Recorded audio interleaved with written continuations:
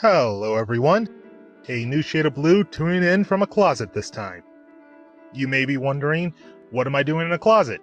Well, I heard improved audio quality. And I can kind of see it. It's an enclosed space with plenty of soft, cushy objects to absorb the sound waves. I think it's going to work out. Yeah, last time, audio editing was a nightmare, so I went to extra lengths to make sure this went smoothly. So, what do I have for you this time? As you can see, it's the same character as before. I wanted to present you guys with my value process, my process of adding value, or rendering if you'd like. Honestly, the rendering process is something I have, mixed feelings about, I guess you could say. Really, I rarely render out my work. Most of the time, I just finish the character and move on. So, this will be a fun opportunity for me to try to really reach for that goal of a really nice looking piece for my portfolio. Okay, here I am. As you can see, I made some adjustments to her color scheme. I don't know, her skin being lighter than her hair, just something that was throwing me off about that. But here I am. I went into Pinterest and Google and found some images I think suit my style, or at least the style I'm going for. And I like bold lines and black shadows. This piece will at least be a 3-tone one. I'm starting out by thickening up those outlines. I illustrated where the sunlight will be coming from with those yellow arrows earlier.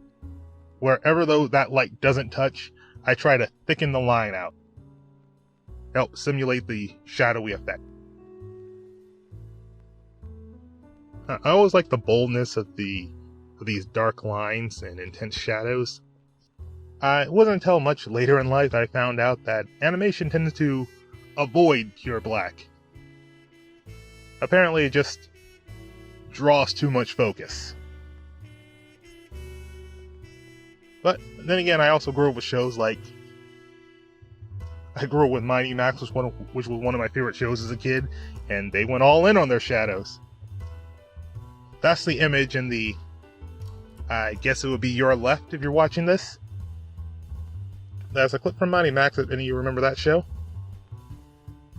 It was about a boy who got a magic baseball cap that was like a key that opened portals all over the world. I always assumed that the cap would change shapes depending on what century it's in. Like it used to be a Viking helmet, or I don't know, maybe it was like a World War II pit helmet or something. But no, since the first chosen one, the first mighty one, it has always been a baseball cap. You just had a caveman wearing a bright red baseball cap with a yellow M emblazoned on it.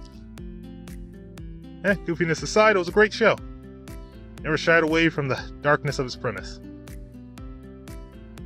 Well, I mean, I guess his premise isn't necessarily dark. Like I said, it was a 10-year-old with a magic baseball cap.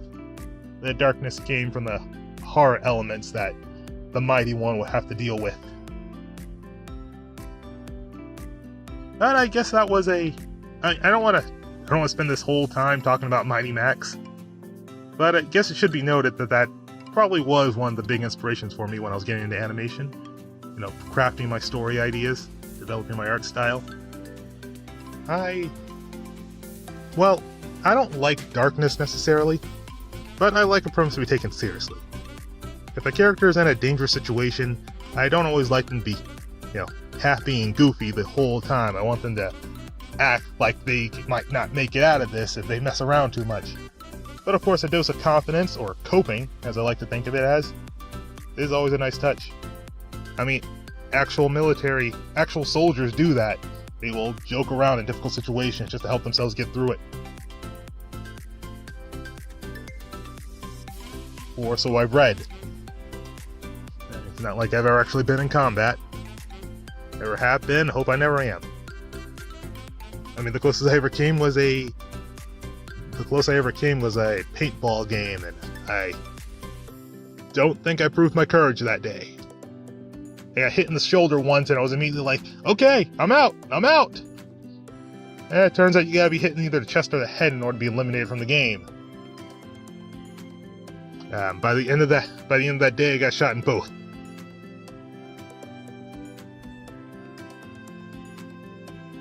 Alright, so the other images over, the one on the right would be Shantae from the game Shantae, Half Genie Hero, created by WayForward.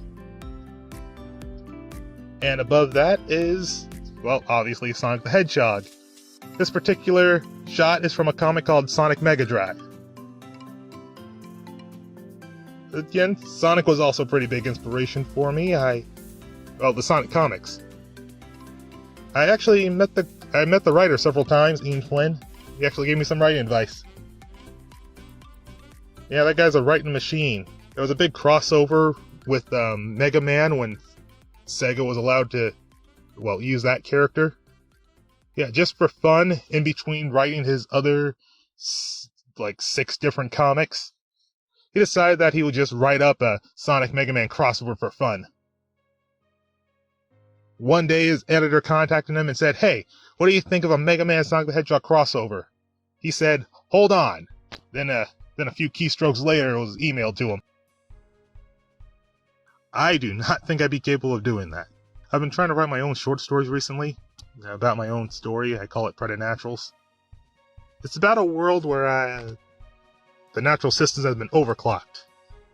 It's a post-apocalyptic piece where nature has reclaimed the world, except it's even more extreme because now the animals have superpowers. There's a bit more to it than that, but that's the basic concept. And writing it is hard. Writing is a difficult process. It took me 6 months to write 10 pages. Mostly because most of that time was just spent editing, re-editing, second-guessing, replotting. I'm gonna keep doing it. I like writing out these stories, so it can give me a better idea of the characters. One day I will turn it into an animation, and hopefully by then this will all be thought out. Wow. This episode was a lot shorter than usual. We already blew through all our time. Didn't even give you time to listen to the music this time. Alright, this has been A New Shade of Blue, tuning out. Next time, we will finish the rendering process.